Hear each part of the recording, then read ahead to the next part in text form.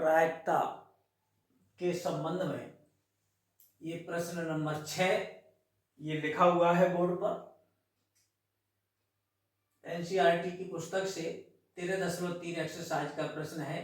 3 सिक्के दिए गए हैं, एक सिक्के के दोनों ओर चित्त है, दूसरा जो सिक्का है वो अभिन्नत है जिसमें 75% बार चित्त आता है, और तीसरा सिक्का अनभिन्नत है।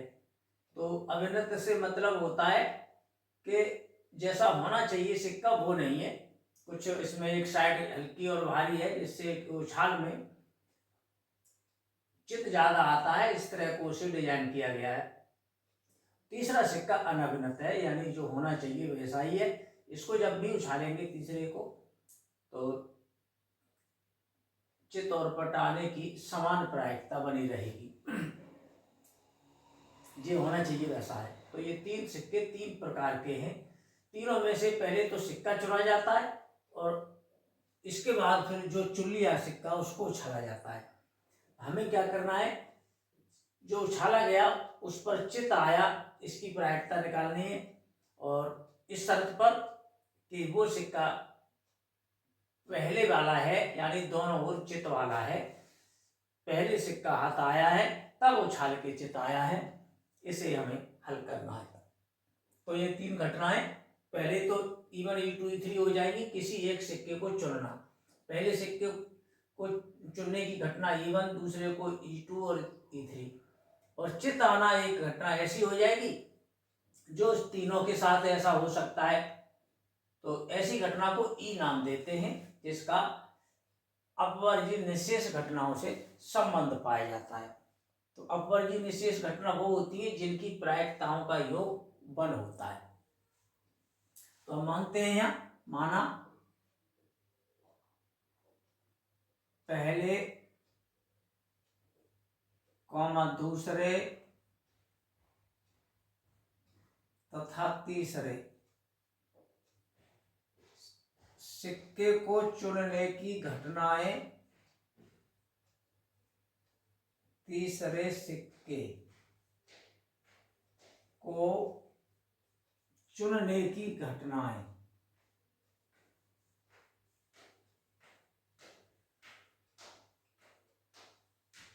क्रमशः शब्द नहीं लिख रहा मैं, ये अंडरस्टूड मान लो, परीक्षा में लिखना चाहिए E1 E2 तथा E3, तथा भी नहीं लिख रहा है। यदि चित्त आना E है तब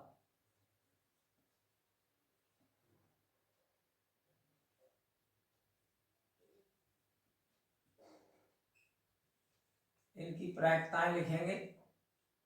तीनों सिक्कों में से E1 E2 E3 को जब भी चुनेंगे इनकी प्रायिकताएं समान होंगी, 1/3 होंगी।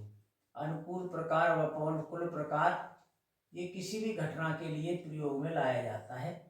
इसको मैं 1/3 लिखे देता हूँ।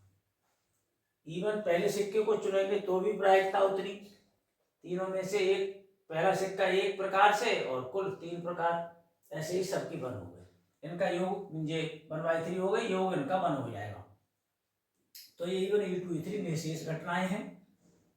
तो P/E1, E कहते हैं चित्त आने को, E1 कहते हैं पहला सिक्का उछाल के, पहला सिक्का यदि हाथ लग गया, इस घटना को E1 नाम दिया है, और यही उछाल दिया जाएगा तो इस पर दोनों ओर चित्त है, तो प्रायिकता 1 आनी ही आनी है। और E2 सिक्के को उछालकर यदि चित्त लाया जा रहा है तो इसकी प्रायिकता हो जाएगी 75% बार, इसमें ऐसा होता है 75%, यानी ये 3/4। और तीसरे सिक्के को उछालकर यदि चित्त लाया जाता है तो ये सिक्का अनभिन्नत है, चित्त और पट दोनों की प्रायिकता ऐसे सिक्के में 1/2 होती है। बैज प्रमेय की शर्तें हैं ये। बैज प्रमेय से क्या है, बैज प्रमेय P/E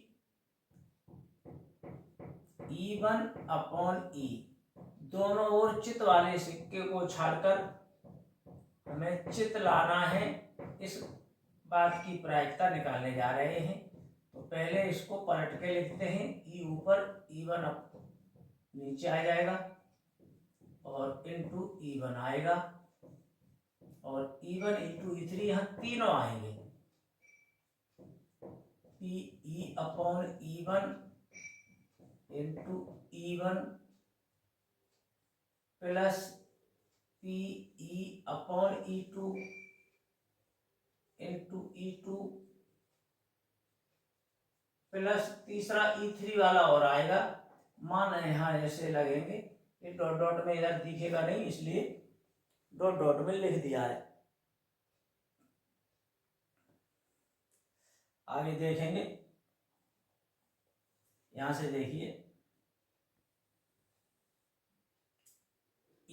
ये सब मान निकाल लिए, E अपॉन E1 निकाल लिया 1 और 1/3 अपॉन 1 इंटू 1/3। अब E अपॉन E2 वाला हिस्सा आएगा, ये वाला 3/4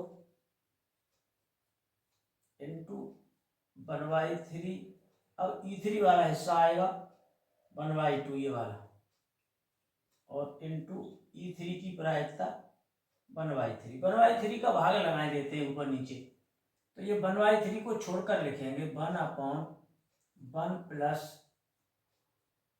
3/4 प्लस 1/2। 1/3 का भाग ऊपर और लगा दिया, नीचे भी लगा दिया, तो ये हिस्सा अलग हो गया। तो यहाँ देख लो 1 अपॉन इनका लासापा हो जाएगा 4,